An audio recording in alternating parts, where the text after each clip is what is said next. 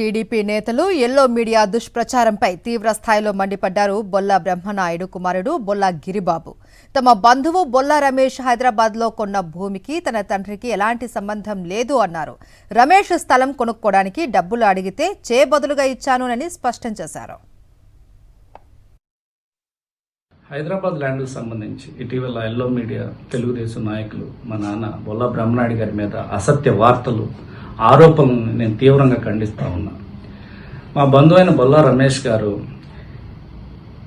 Real estate బ్రోకర్ల మాటలు, రైతుల మాటలు విని ఈ భూమి కొనుగోలు చేయడానికి అగ్రిమెంట్ మాత్రమే రాసుకున్నారు. ఈ అగ్రిమెంట్ బొల్లా రమేష్ గారి పేరు మీదే ఉంది. ఎక్కడ బొల్లా బ్రహ్మనాయుడు గారి పేరు అగ్రిమెంట్ లేనే లేదు. అలాగే రమేష్ గారు కూడా ఈ ల్యాండ్కు సంబంధించిన డాక్యుమెంట్స్ అన్ని కరెక్ట్గా ఉంటేనే నేను కొంటాను అని అగ్రిమెంట్లో రాసుకోవటం జరిగింది. ఈ ల్యాండ్కు సంబంధించిన జీవో కరెక్ట్ కాదని, ఫేక్ అని అధికారులు చెప్పడం జరిగింది. అలాగే రైతులు, బ్రోకర్ల మీద